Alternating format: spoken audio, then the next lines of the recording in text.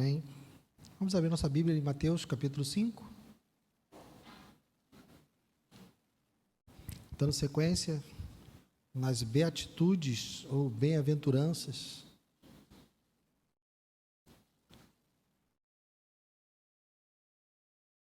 Mateus, capítulo 5, a partir do verso 1 até o 12.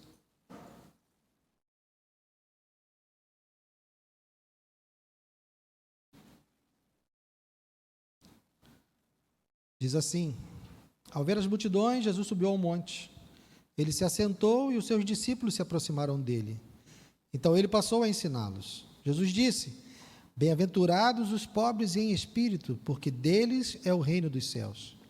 Bem-aventurados os que choram, porque serão consolados. Bem-aventurados os mansos, porque herdarão a terra. Bem-aventurados os que têm fome e sede de justiça, porque serão saciados. Bem-aventurados os misericordiosos, porque alcançarão misericórdia.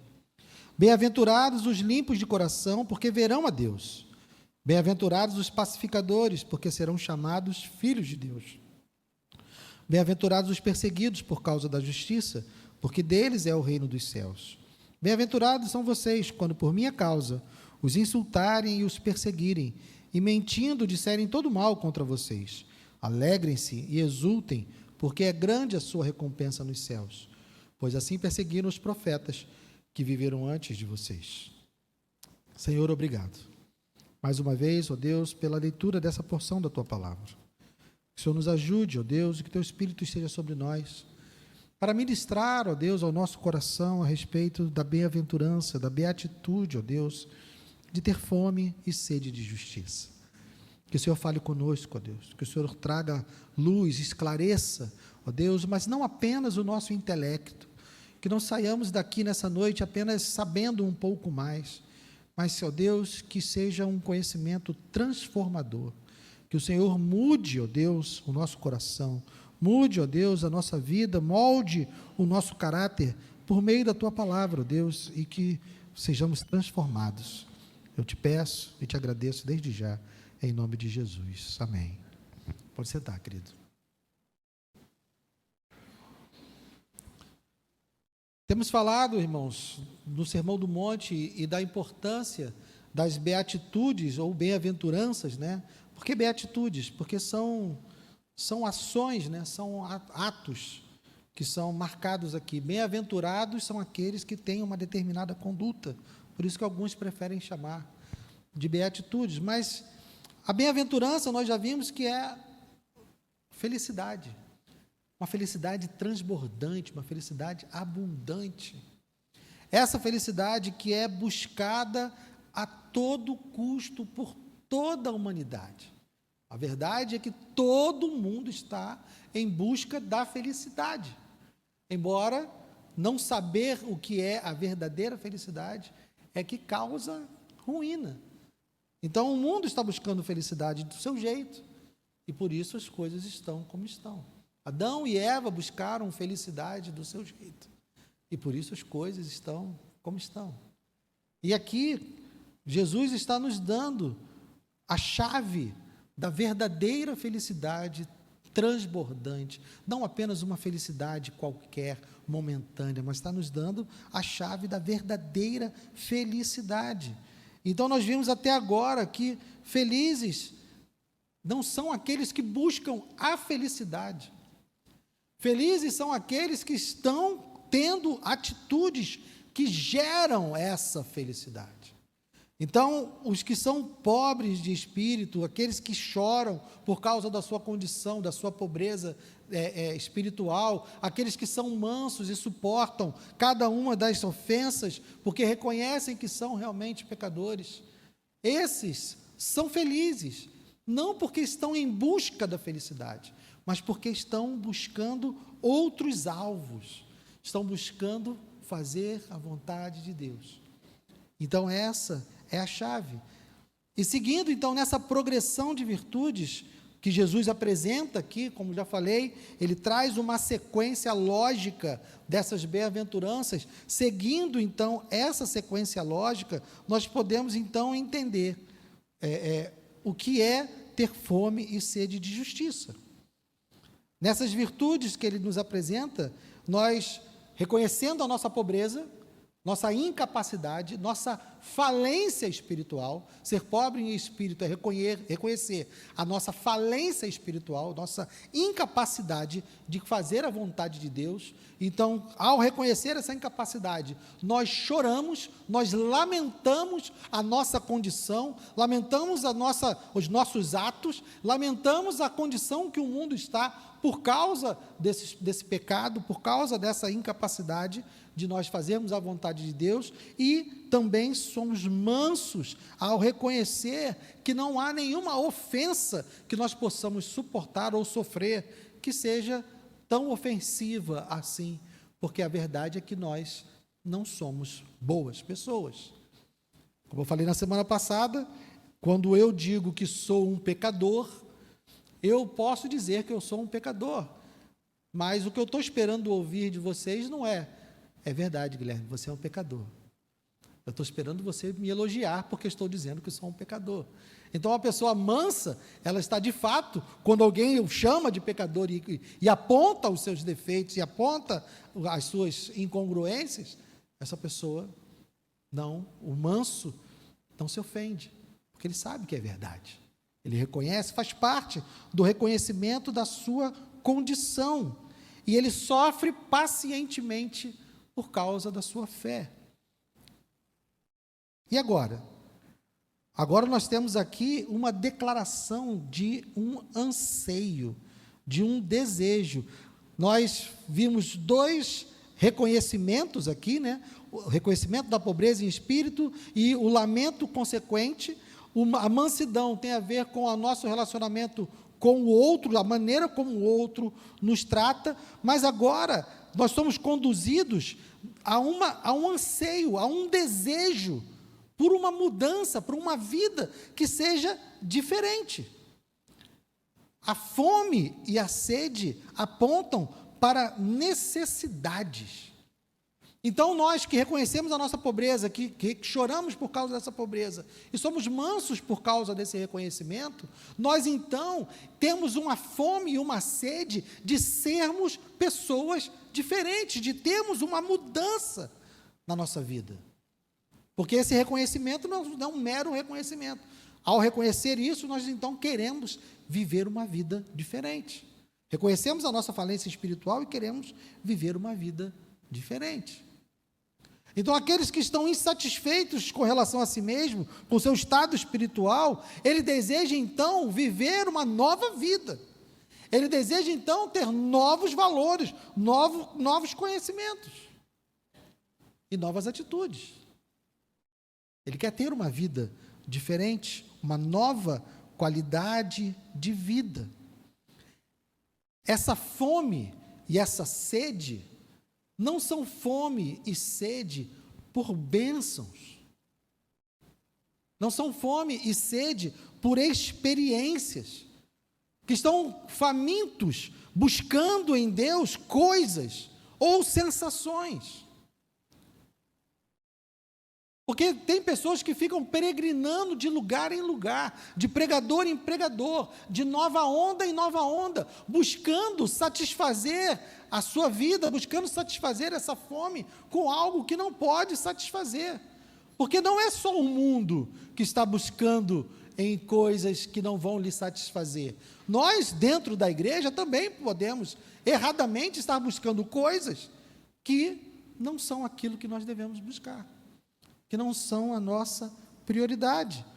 Então, a fome e a sede que nós temos, que nós devemos ter, que um nascido de novo, que um discípulo de Cristo deve ter, não é uma fome por bênçãos, não é uma fome por experiências, mas é uma fome por justiça. Bem-aventurados os que têm fome e sede de justiça. Mas vivemos em tempos onde nós precisamos definir termos, né? Essa nova vida, essa nova ordem que a gente busca para a nossa vida, passa então prioritariamente pelo entendimento do que é justiça. Nós vivemos num mundo que é cheio de injustiças. Todos nós já sofremos algum tipo de injustiça em algum momento. Então, se você tem o hábito de ler jornais ou de ver o noticiário, você também vê que o mundo está cheio de injustiça. Nós vemos pessoas com fome, vemos pessoas sofrendo violências, nós vemos corrupção, nós vemos tantas e tantas coisas acontecendo.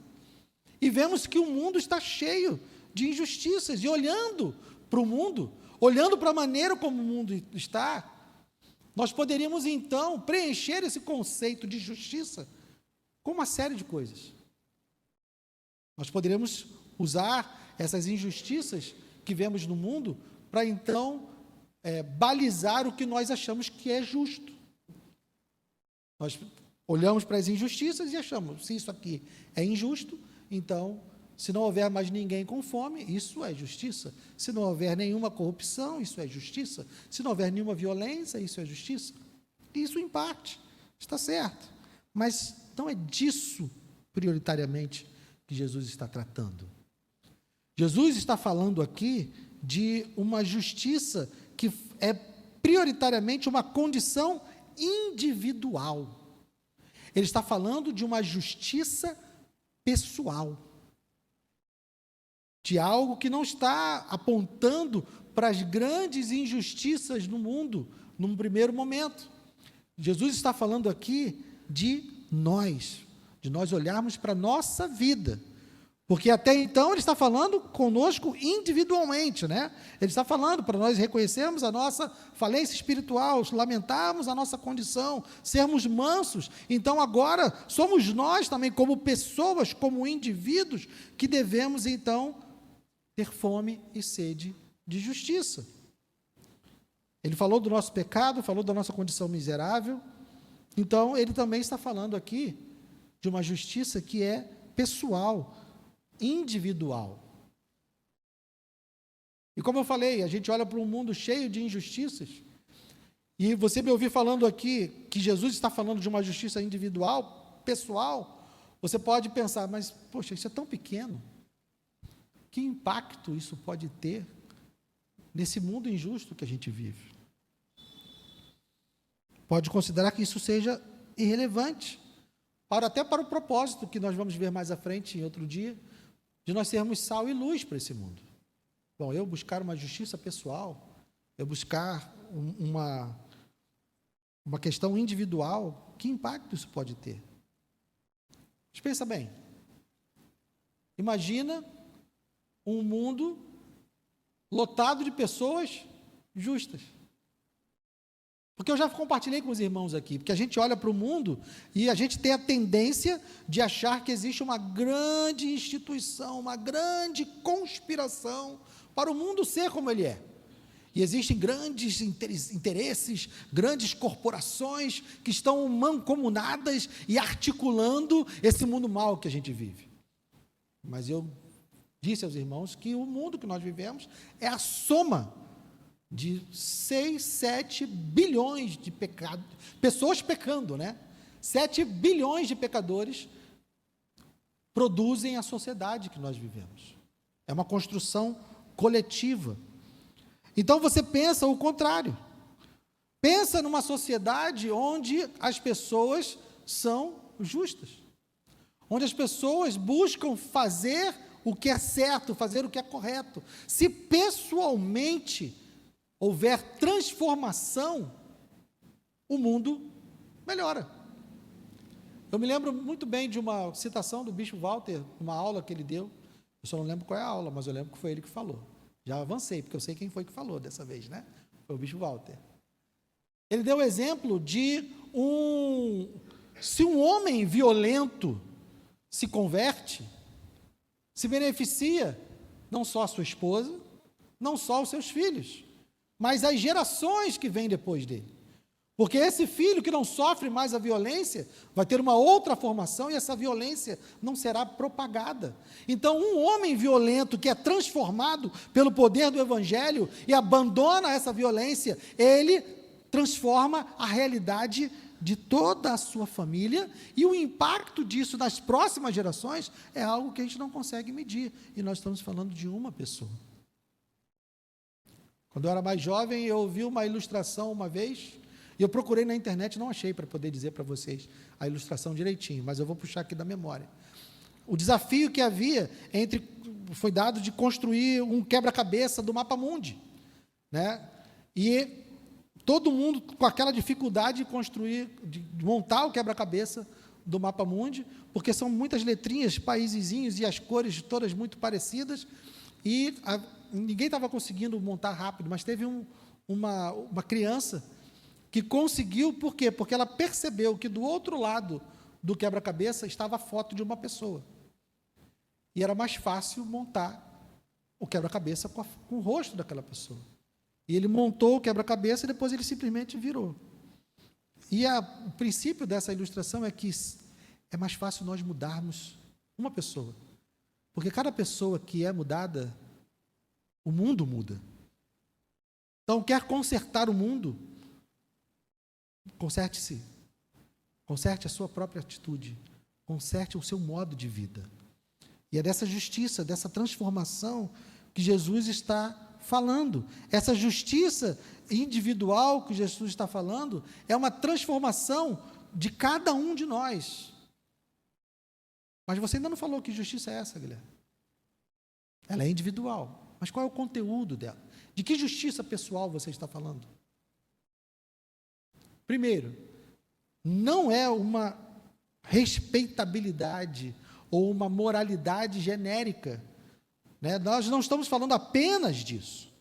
Nós estamos falando apenas de viver uma vida respeitável ou de ter uma moral diante da sociedade. Não é apenas isso.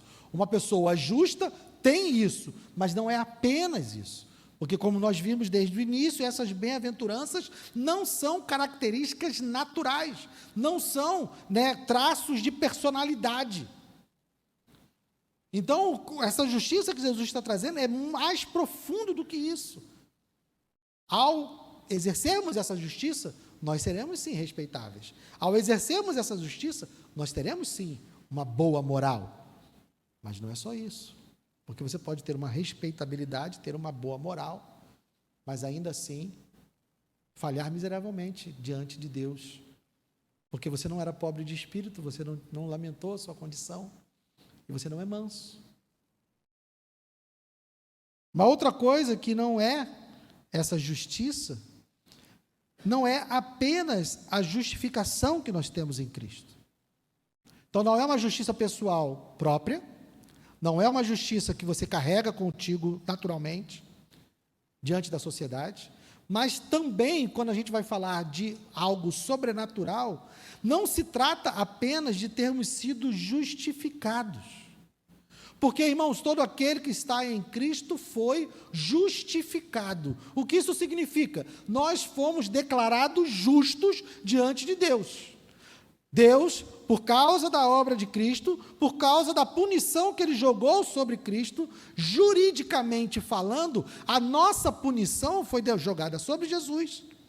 E por causa disso, então, nós tivemos os nossos pecados perdoados e fomos declarados justos diante de Deus. Mas não é dessa justiça que Ele está falando também. Por quê? Porque fome e sede de justiça apontam para um processo de transformação. Porque a nossa justificação é um ato declaratório imediato de Deus. Deus declarou: o Guilherme agora é justo. Mas eu sou justo de fato? Não, porque eu sou um pecador.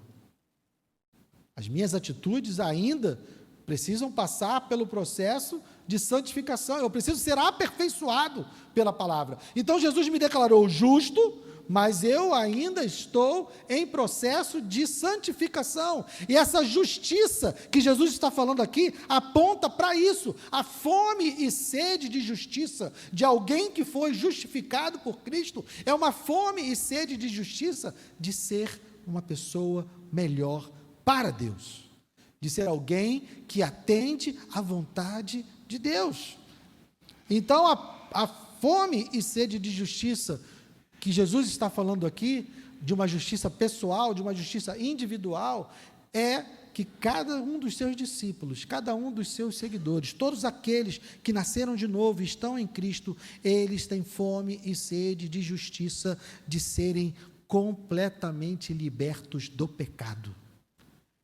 Eles não querem. Nós precisamos estar livres do pecado em todas as suas formas e manifestações. Essa é a nossa fome, essa é a nossa sede. Nós fomos justificados diante de Deus? Sim, fomos declarados justos, então diante dele não há condenação nenhuma, porque Paulo afirma, nenhuma condenação há para aqueles que estão em Cristo Jesus. Eu não estou mais condenado diante de Deus, eu fui declarado justo, então eu estou agora em paz com Deus. Mas quando eu olho para a minha vida, quando eu olho para o meu comportamento, eu entendo que eu de fato não sou justo.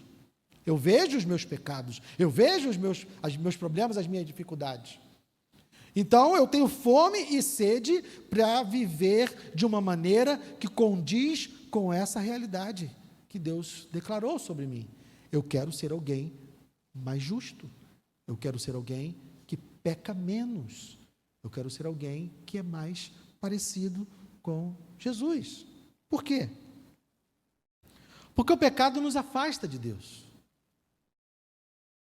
O pecado é uma ofensa a Deus. E todo aquele que está em Cristo, todo aquele que é nascido de novo, todo aquele que é discípulo de Cristo, ele quer estar perto de Deus. Ele quer estar próximo de Deus. Então o pecado é algo que ofende, é algo que nos afasta. Não que Deus não nos perdoe todos os dias, porque a morte de Cristo é suficiente e o sacrifício dele perdoou todos os nossos pecados passados, presentes e futuros. Mas nós não queremos ofender esse Deus. Nós não queremos entristecer esse Deus. Então, nós queremos ser completamente livres. A fome e sede de justiça aponta para esse desejo de se afastar completamente do pecado, de ser livre completamente do domínio do pecado. Então, ter fome e sede de justiça é ter fome e sede de justiça de obedecer à lei de Deus. Então, se nós reconhecemos a nossa falência, se nós choramos pela nossa condição, se nós somos mansos, nós também necessariamente queremos agora uma vida diferente, porque se eu reconheço a minha falência, reconheço que minha vida não é o que deveria ser, se eu choro por causa dessa vida, se eu sou manso por causa dessa condição, então eu quero mudar essa condição, eu quero ter uma nova realidade, eu quero viver de uma nova maneira. E é esse desejo, esse anseio que está expresso aqui. E o que é, então, obedecer a Deus? Avança um pouquinho, capítulo 22 de Mateus.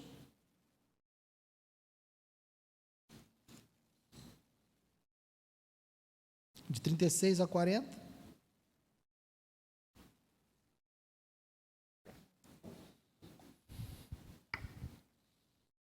Mateus 22, de 36 ao 40. O intérprete da lei, interrogando Jesus, pergunta: mestre, qual é o grande mandamento na lei? Jesus respondeu: ame o Senhor seu Deus de todo o seu coração, de toda a sua alma, de todo o seu entendimento. Este é o grande e primeiro mandamento. E o segundo, semelhante a este, é: ame o seu próximo como você ama a si mesmo. Destes dois mandamentos dependem toda a lei e os profetas. Então, você quer saber o que é obedecer a Deus? Ame a Deus e ame o próximo. Ter fome e sede de justiça é ter fome e sede de amar a Deus e de amar ao próximo. Essa é a justiça da qual nós devemos ter fome, individualmente. É algo que nós precisamos buscar em Deus, amar a Deus e amar ao próximo. E qual é a referência que nós temos dessa obediência? Qual é o modelo que nós temos dessa obediência? O próprio Cristo. O próprio Senhor Jesus, que viveu nessa terra. Nós temos descritos as suas reações, a maneira como ele tratou, não somente aqueles que o seguiam, mas a maneira como ele tratou aqueles que o perseguiam. Nós temos em Jesus todas as nossas referências. Nós podemos ver como ele tratou os necessitados e como ele tratou os seus opositores. Nós temos em Cristo o exemplo de compaixão.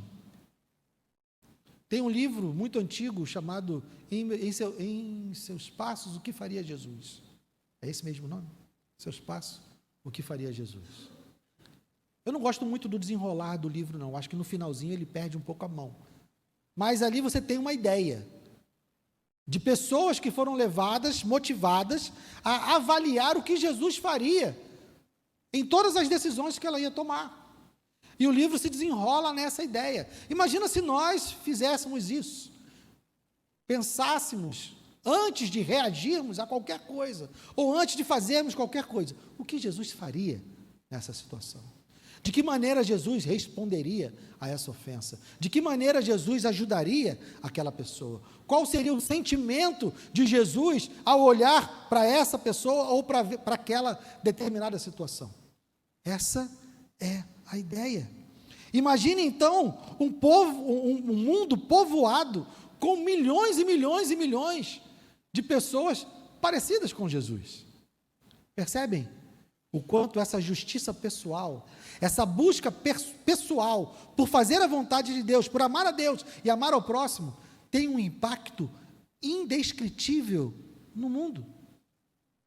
Milhões e milhões de pessoas parecidas com Jesus. Como seria? Já era para nós termos uma ideia, né? Porque nós temos milhões de cristãos no Brasil. Mas parece que não está fazendo tanta diferença assim. Então, ser uma pessoa que tem fome e sede de justiça é uma pessoa que tem, ser uma pessoa que tem sede de ser santa, tem sede de fazer a vontade de Deus, é uma pessoa que quer manifestar todas essas características que estão descritas no Sermão do Monte. Ela quer deixar de ser aquela pessoa falida espiritualmente e em Deus ter uma nova vida, ter novas atitudes. É uma pessoa que quer andar com Deus, de fato, próxima a Deus. Mas existe também uma promessa. O que acontece com essa pessoa? Volte lá, Mateus capítulo 5.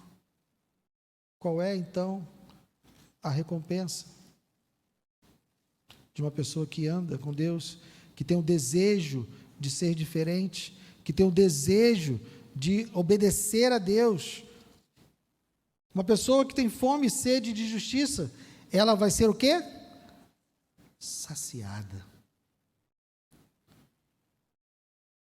Deus, graciosamente, promete que todo aquele que tem sede e fome de justiça será saciado. Porque nós somos falidos espiritualmente. Está lá no início. Nós não temos a potência, nós não temos a capacidade. Nós, por nós mesmos, não vamos conseguir saciar essa fome e essa sede. Nós reconhecemos a nossa incapacidade lá no começo, lá na primeira bem-aventurança. Então a gente olha para a nossa vida e entende, eu preciso ser diferente, eu quero ser diferente, eu anseio, eu desejo com uma intensidade de fome e sede. Quem já sentiu fome aqui? É intenso, né?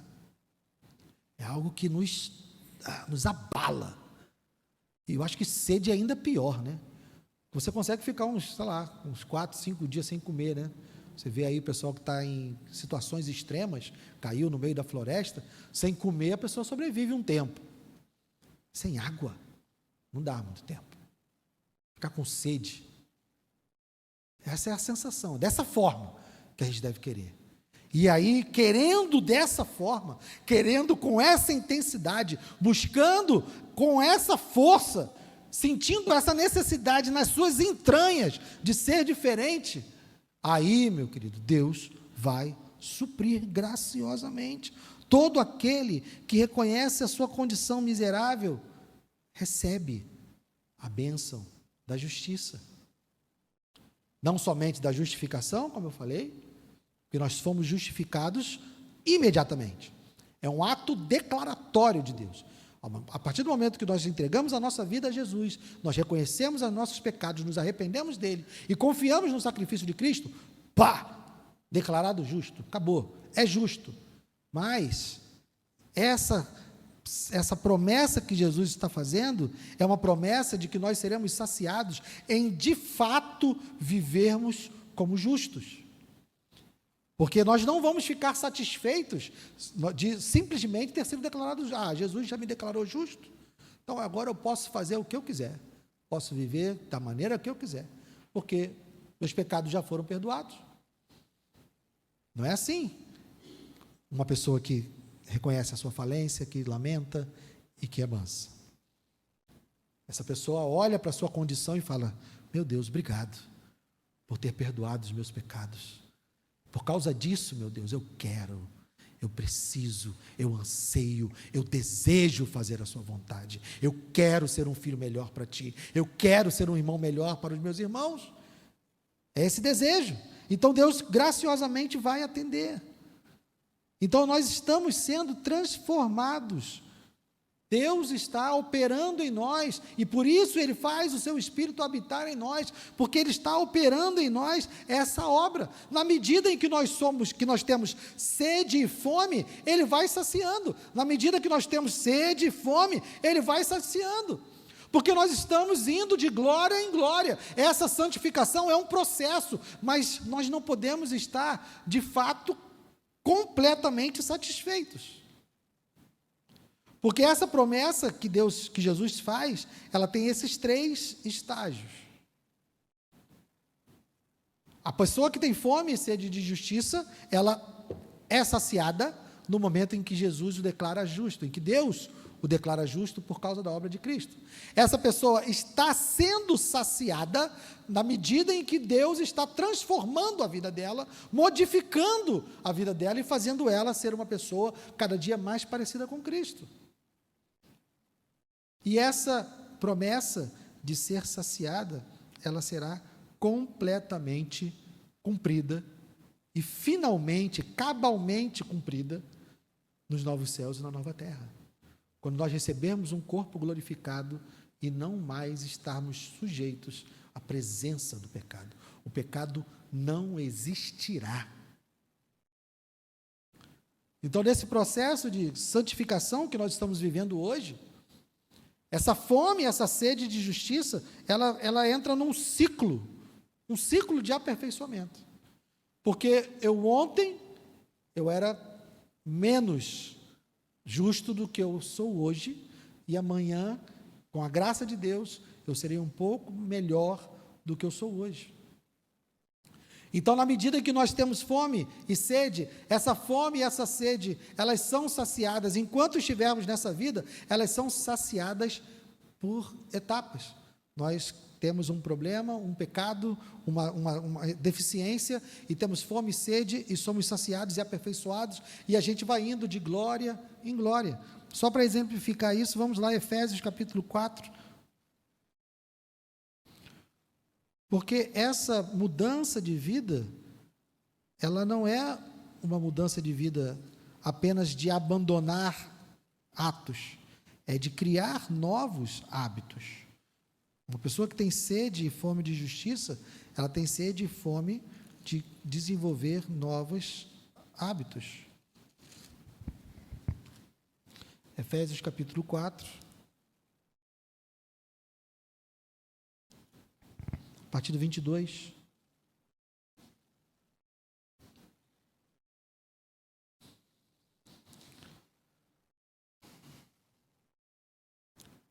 Quanto à maneira antiga de viver, vocês foram instruídos a deixar de lado a velha natureza que se corrompe segundo desejos enganosos, e a se deixar renovar no espírito do entendimento de vocês, e a se revestir da nova natureza, criada segundo Deus, em justiça e retidão procedente da verdade.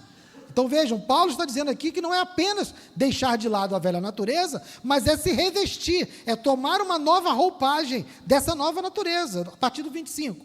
Por isso, deixando a mentira, que é abandonar um ato velho, que cada um fale a verdade com o seu próximo, porque somos membros do mesmo corpo. Então, aqui, uma nova atitude. Fiquem irados e não pequem. Não deixem o sol se ponha sobre a ira de vocês, nem deem lugar ao diabo.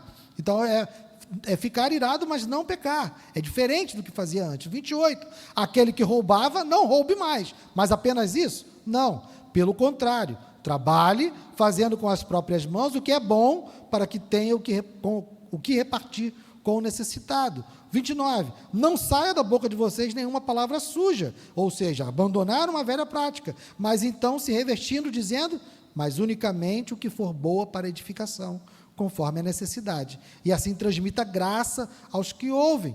Não entristeçam o Espírito Santo de Deus, no qual vocês foram selados para o dia da redenção. Que não haja no meio de vocês qualquer amargura, indignação, ira, gritaria e blasfêmia, bem como qualquer maldade. Mas agora a nova natureza, pelo contrário, sejam bondosos e compassivos uns para com os outros, perdoando uns aos outros, como também Deus em Cristo perdoou vocês. Então percebam, estar com Cristo, ser um discípulo de Cristo, é mais do que abandonar a velha natureza, é assumir uma nova. É assumir um novo jeito de viver. É ter fome e sede de justiça para viver de acordo com a vontade que Deus tem para cada um. E assim, meus irmãos, o mundo será transformado. A nossa militância não transforma o mundo. Os nossos protestos, a nossa vontade política não transforma o mundo. Nós exercemos isso, nós vivemos nesse mundo e vivenciamos essas coisas, cumprimos as nossas obrigações, mas o que vai transformar o mundo é se cada um de nós lutar para ser justo, é ter fome e sede de ser santo, e assim nós vamos realmente impactar a sociedade. Amém? Senhor Deus, dá-nos essa fome e essa sede, Senhor. Estamos aliançados contigo. Estamos comprometidos contigo, Senhor. Por causa daquilo que o Senhor fez. Nós te amamos porque o Senhor nos amou primeiro. Nós entregamos a nossa vida a Ti, confiando, ó Pai. E sabemos, Senhor, que o Senhor tem muitas coisas para fazer através das nossas vidas. Então, ó Deus, que nós estejamos disponíveis, que a nossa aliança contigo seja frutífera, que nós venhamos a fazer a Tua vontade, Senhor. Dá-nos fome e sede de justiça, que mexa com as nossas entranhas, que não nos deixe acomodados, que não nos deixe, Senhor, conformados com a vida que levamos hoje, e que nós possamos ser saciados por Ti diariamente, e avançando de glória em glória, sermos aperfeiçoados pela Tua palavra. Ajuda-nos, Senhor. Vamos participar da mesa agora, declarando, Senhor, o nosso compromisso, o nosso reconhecimento da obra que o Senhor realizou em nosso favor. Expressar a nossa gratidão. Obrigado, Senhor. Obrigado por ter se movido em direção a nós e ter feito por meio do sacrifício do Teu Filho tudo o que é necessário para que nós estejamos na Tua presença, para que nós possamos ser Teus amigos e Teus filhos. Obrigado, Senhor. Em nome de Jesus. Os irmãos que vão nos ajudar.